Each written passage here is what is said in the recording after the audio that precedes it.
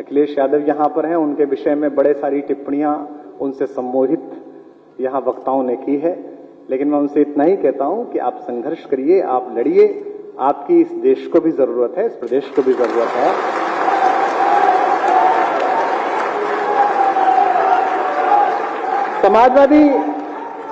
समाजवादी परिवार की एक विशेषता है, इस परिवार की एक विशेषता है, क्योंकि मैं मंच का कवि हूं, तो मेरा एक छोटा सा लोभ भी ये है कि हम हिंदी कवि सम्मेलनीय कवियों के लिए, हिंदी के साहित्यकारों के लिए जो सबसे अप्रोचेबल चीज होती है, सबसे ज्यादा आराम से जिनसे कह सकते हैं, कोई बात सुन सकते हैं, वो समाजवादी परिवार है। दिवंगत नीरज जी से लेकर हमारे प्रिय मित्र, मुझे आज भी याद है, मैं अमेरिका में था और हमारे एक बहुत ही योग्य गीतकार लखनऊ के थे, देवल आशीष, उनको एक समस्या हुई, आधी रात फोन करने पर, उस समय अखिलेश जी मुख्यमंत्री थे यहाँ पर, तुरंत व्यवस्था हुई, उनका उपचार हुआ, हमने बचा नहीं।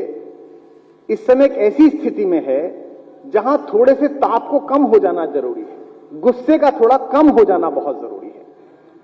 और ये जो कुछ भी चल रहा है और जिससे भी मैं और आप चिंतित हैं, इस हॉल में बैठे हुए लोग समाजवादियों से अलग अगर कुछ लोग बैठे हों तो उनको भी मैं विशेष रूप से कहना चाहता हूं, मंच पर भी है और नीचे भी अन्य पार्टियों के लोग बैठे हैं, इस मुल्क की मिट्टी की तासीर है कि ये नफरत का बीज ज्यादा दिन सहन नहीं करती, यहां मोहब्बत का बीज ही चलता है, यहां प्रेम का बीज ही चलता है। एक दूसरे की बात सुनी जाए, एक दूसरे की बात कही जाए, तुम ही तुम हो तो क्या तुम हो, हम ही हम है तो क्या हम है। ये जो संवाद हमारे यहां समाप्त हुआ है, इसकी चिंता करना ये भारत के गणतंत्र ने सिखाया है। प्रोफेसर साहब की पुस्तक में मैंने देखा, विशेष रूप से ये मुझे पर्ची दी गई है और ये चूंकि प्रमोद तिवारी जी के लेटर पैड पर है, उनकी छोटी सी पर्ची पर है, जिसमें कहा गया 4 लाइन भी सुना देना। मैं राजनीति से बाहर आया हूं, पर इतना मूर्ख भी नहीं हूं कि बिना पेमेंट कुछ करूं।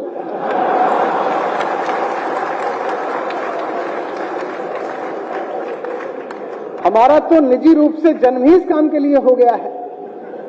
2010 से 2014 तक इनकी पार्टी के खिलाफ लड़ते रहे, उसके बाद दूसरे आ गए, उनके खिलाफ लड़ते रहे।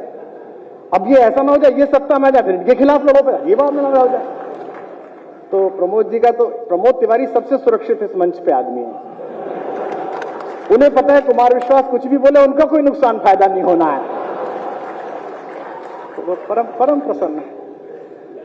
तो एक संवाद का समस्या इस देश में है कि हम बात नहीं कर रहे हैं। मैं किसी पर टिप्पणी नहीं कर रहा, किसी राजनीतिक दल पर भी टिप्पणी नहीं कर रहा, लेकिन समाजवाद के जो नए लोग हैं और जो यहां बैठे हुए लोग हैं, वो भी इस बात की कोशिश करें कि हो सकता है आप ही अंतिम सत्य ना हो सकता है दूसरे का सत्य भी सुना जाना चाहिए। और यही हमने गणतंत्र में एक बातचीत का रास्ता तैयार करा है। इसको बचाने की जरूरत है, चाहे किसी भी पार्टी के लोग हों। इसीलिए मैंने शुरू में कहा कि यह सभी पार्टियों के लोग हैं, एकाध दल के लोग नहीं दिख रहे हैं। और मैं जानता हूं उनकी शुभकामनाएं भी प्रोफेसर साहब के प्रति बहुत है। वो एक ऐसे व्यक्ति हैं जो अजात शत्रु व्यक्ति हैं। जब अटल जी दिवंगत हुए तो हम यही कहते थे कि भाई अटल जी के विरोधी हो सकते हैं, लेकिन उनका कोई ऐसा विपक्षी नहीं है जो उनके रहने से असहमत हो। कुछ लोग जिनके रहने से शोभा होती है। आज हेमंत जी ने बड़ा सुंदर शब्द दिया रामगोपाल जी को कि रामगोपाल जी उत्सव मूर्ति हैं। वे भारतीय जनता पार्टी से लेकर समाजवादी पार्टी तक सबकी राज्यसभा में उपस्थिति होने के बाद उत्सव मूर्ति हैं। और एक मुझे सबसे सम्मोहक आज लगा, जो मनोज ने भी नोट किया, कि नेताजी जब मंच पे आए तो उन्हें इस बात की चिंता नहीं थी कि इस मंच पर कौन बैठा है, उन्हें चिंता थी नीचे कौन बैठा है। पर आयु जब बढ़ती है तो बचपन लौटता है। कल भी मैं देख रहा था जब अखिलेश ने संभाल रहे थे, जब उनको कह रहे थे कि आप बैठ के बोल दीजिए, तो उनके अंदर जद्दोजहद थी कि नहीं मैं खड़े होकर सबका सम्मान करूं, सबका हाथ हिला दूं, सबसे संवाद कर दूं। ये जो मोहकता है, ये जो लालित्य है, ये जो प्रेम है, ये जो स्पंदन है, ये तभी आता है जब आपने वर्षों काम किया हो, लोगों के लिए सोचा हो, जनता के लिए सोचा हो।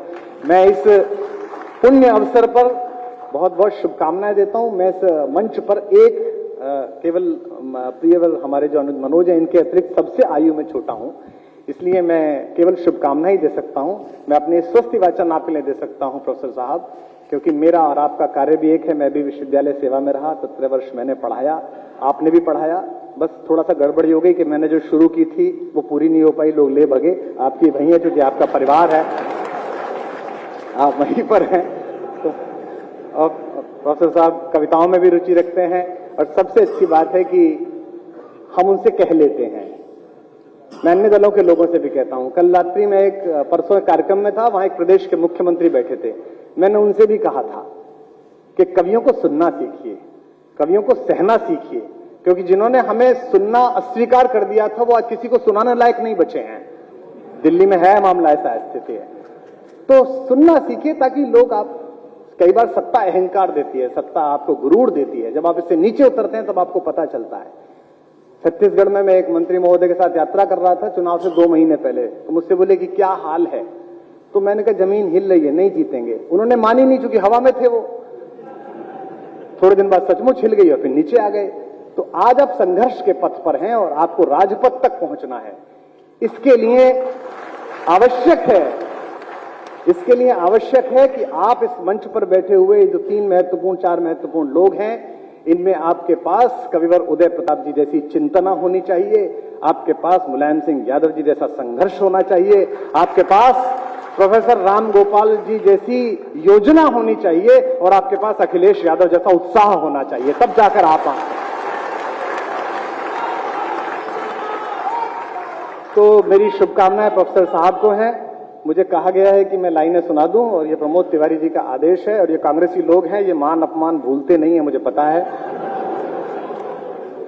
और कुछ पता नहीं है इस देश में किस दिन क्या हो जाए, और हमको तो बिना पार्टी के जीना है अभी, तो इसलिए इनकी बात मान लेनी चाहिए। और वैसे भी बेचारे ये और हम 2 ही ब्राह्मण है, कौन सुन रहा है हमारी, तो हम एक दूसरे की सुन लेते हैं थोड़ा सा, ऐसा भी है। निवेदन करता हूं। हाँ, अब ये है हमारा छोटा भाई, ये भी मौजूद है। तू तो अब समाजवादी हो गया है पूरा पक्का वाला। प्रोफेसर साहब ने 75 वर्ष बिताए हैं। मैं एक छोटा सा गीत आपको सुना देता हूं। जब आप सार्वजनिक जीवन में होते हैं, जब आप राजनीतिक जीवन में होते हैं, तो जो लोग आपको मिलते हैं उनके विषय में आपको पता नहीं होता है कि ये शत्रु हैं या मित्र हैं। इसमें कई बार धोखा खा जाते हैं। मैं भोगा हुआ बता रहा हूं, मुझे भी नहीं पता था। तो आपको पता नहीं चलता है कि लोगों का रास्ता क्या है, लोग आपको प्रयोग कर रहे हैं या आप उन्हें प्रयोग कर रहे हैं। धीमे धीमे राजनीति सिखाती है, अनुभव सिखाता। तो मैंने एक गीत लिखा था उस अनुभव पर, छोटा सा गीत है, सुन लीजिए। अवसर नहीं है लेकिन इच्छा है, सबका मन है, तो मैं प्रोफेसर साहब आपके लिए विशेष रूप से सुना देता हूं, सुनेगा। और ये उनके तो जीवन का सार है, प्रोफेसर राम गोपाल जी के, और हमारे जो युवा नेता हैं अखिलेश जी, उनके काम आएगा ये। कि इतनी रंग बिरंगी ही दुनिया, इतनी रंग बिरंगी ही दुनिया 2 आंखों में कैसे आए। इतनी रंग बिरंगी ही दुनिया 2 आंखों में कैसे आए। हमसे पूछो इतने अनुभव एक कंठ से कैसे गाए। इतनी रंग बिरंगी, तालियां ही पेमेंट हैं, ध्यान रखिएगा। इतनी रंग बिरंगी ही दुनिया 2। हमारे गुरु डॉक्टर कुंवर बेचैन साहब दिवंगत हो गए कोरोना में, उनका एक शेर था, मैं फिर वहीं लौट आया। मुझे उस दृश्य ने बड़ा अभिभूत किया, कल भी अभिभूत किया, जब नेताजी जनता से कह रहे थे कि आप मनाओ बर्थडे, मैं आपकी बर्थडे में आऊंगा। बड़प्पन पदों से नहीं होता, बड़प्पन अंदर होता है। कुंवर जी का शेर है कि मैं कई बड़े लोगों की नीचाई से वाकिफ हूं, और मैं तो हूं ही। मैं कई बड़े लोगों की नीचाई से वाकिफ हूं। बहुत मुश्किल है दुनिया में बड़े होकर बड़ा होना, तब कह रहा हूं कि इतनी रंग बिरंगी ही दुनिया। सुनिएगा बंद, एक एक पंक्ति पर आपको एक चेहरा याद आएगा, पार्टी में काम करता हुआ, सदन में काम करता हुआ, इधर से उधर दूसरे दलों में आता जाता, अगर याद आए तो वह करना। इतनी रंग बिरंगी ही दुनिया, ऐसे उजले लोग मिले, ऐसे उजले लोग मिले जो अंदर से बेहद काले थे। ऐसे उजले लोग मिले जो अंदर से बेहद काले थे। ऐसे चतुर मिले जो मन से सहज सरल भोले भाले थे। ऐसे चतुर मिले जो मन से सहज सरल भोले भाले थे। ऐसे धनी मिले जो कंगालों से भी ज्यादा रीते थे। ऐसे धनी मिले जो, अभी ये चुनाव चल रहा है, आपको धन का संकट है, अभी सत्ता आ जाए धन का संकट, आप देखना क्या स्थिति हो जाएगी। ये ऐसे धनी मिले जो कंगालों से भी ज्यादा रीते थे, ऐसे मिले फकीर जो सोने के घट में पानी पीते थे। ऐसे मिले फकीर जो सोने के घट में पानी पीते थे। इस पंक्ति का सौंदर्य समझें। आप तो कवि सम्मेलनों के श्रोता रहे हैं, उदय प्रताप जी के कारण, नेताजी के कारण, अखिलेश जी के कारण आपने बहुत कवि सम्मेलन सुने, तो इसका सार समझे और मुझे दाद दें। ऐसे मिले फकीर जो सोने के घट में पानी पीते थे, मिले पराएपन से अपने, मिले पराएपन से अपने, अपनेपन से मिले पराए। हमसे पूछो इतने अनुभव एक कंठ से कैसे गाए, इतनी रंग बिरंगी ही दुनिया। आखिरी बंद सुनिए, अंबिका जी और हमारे तमाम, इनके में बलिया गया था तो एक कभी धोखे में आ गया, उसने कहा गया कि अंबिका के निमंत्रण पर जाना है तो आदमी निकला है यहां पर। हमसे पूछो इतने अनुभव एक कंठ से कैसे। अब ये समझिएगा मैं कहां बोल रहा हूं, बोलूंगा नहीं, आप समझिए कि जिनको जगत विजेता समझा। टीवी के चैनल की बहसों में नहीं देश जीता जाता, देश जीता है, वो में जीता जाता है। इस दांत घिसने के लिए अनुराग बहुत हैं, रोज शाम का यही कार्यक्रम इन लोगों का। हमने भी किया 4-5 वर्षीय कि विजेता समझा नहीं लेने चाहिए, लेकिन चेहरे आपके सामने आएंगे। जिनको जगत विजेता समझा मन के द्वारे हारे निकले, जिनको जगत विजेता समझा निकले, जो हारे हारे लगते थे अंदर से ध्रुव तारे निकले, जो हारे हारे अंदर से ध्रुव तारे निकले। अब ये पत्रकार बैठे हैं, ये इसलिए नहीं बैठे कि इस कार्यक्रम का सीधा प्रसारण करें, ये इसलिए बैठे कि मेरे मुंह से कुछ निकले और ये कहें कि समाजवादियों की उपस्थिति में कुमार ने दिए संकेत। ये जनता के अलावा सबका संकेत पकड़ते हैं। जो हारे हारे लगते थे अंदर से ध्रुव तारे निकले, जिनको पतवारें सौंपी थी। का शब्द पढ़ के लोग ध्यान दें, आदरणीय उदय प्रताप जी। जिनको पतवारें सौंपी थी वे भंवरों के सूदखोर थे। राजनीति का मंच नहीं है, इसलिए मैं इस पर टिप्पणी नहीं करता कि किसान आंदोलन में क्या हुआ क्या नहीं हुआ। मुझे दुख इस बात का नहीं है, मुझे दुख इस बात का था और मैं लगातार 1 वर्ष से बोल रहा हूं, क्योंकि मैं किसान का बेटा हूं। मेरे पिता प्रोफेसर थे और खेती भी करते थे, और मैं जो खेती करता हूं 6-10 एकड़ में, वो तो अय्याशी की खेती है। चले गए फार्म हाउस के फोटो डाल दिए, हमें नहीं पता।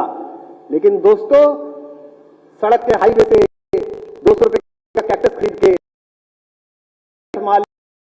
बालकनी में सजाकर फोटो खींचने वाले लोग, जब जून की तपती दोपहरी में काम करने वाले किसान के ऊपर टिप्पणी करते हैं, उसके विषय में फेसबुक पे लिखते हैं, जिनको जगत विजेता समझा मन के द्वारे हारे ही निकले, जो हारे थे हारे ही निकले, जिनको पतवारें सौंपी थी वे भंवरों के सूदखोर थे। इस पंक्ति का संकेत आपकी तालियां उठाएगा, मैं जानता हूं, मुझे कहने की आवश्यकता नहीं। जिनको पतवारें सौंपी थी वे भंवरों के सूदखोर थे, जिनको भंवर समझ डरता था आखिर वही किनारे निकले। समझ आखिर वही किनारे निकले। हम मंजिल तक क्या पहुंचेंगे।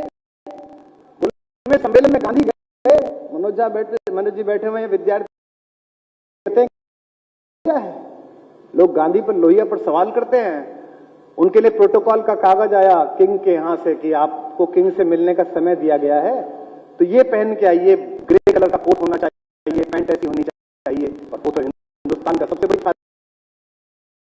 वो पहुंच था, जब पैलेस पे उतरा तो एडीसी ने अंदर जाके बताया कि साहब वो तो नंगा आ गया है, एक ही धोती है। तो किंग ने कहा कि चर्चिल बोलता तो था नंगा है, पर ऐसे आ जाएगा ये पता नहीं था। तो एडीसी ने कहा था बुलाओ कि बोले नहीं बुलाओ।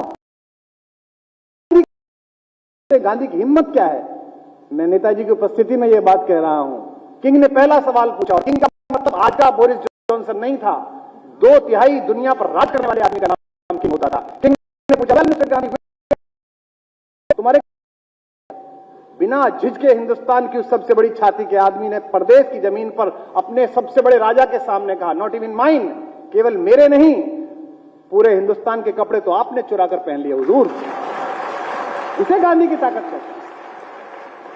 जिनको भंवर समझ डरता था, आखिर आपके चाचा की प्रशंसा के लिए किसी के दादा को गाली देना कहां तक संभव है यार? आप चाचा की तारीफ करो। आप जिनको भंवर समझ डरता था, आखिर वही किनारे ही निकले। हम मंजिल तक क्या पहुंचेंगे, इस पीड़ा को स्वीकार करें और मुझे विदा दें। हम मंजिल तक कैसे पहुंचे, जिनको खुद रास्ता भटकाए। हमसे पूछो इतने अनुभव एक कंठ से कैसे आए। बहुत आभार, बहुत धन्यवाद।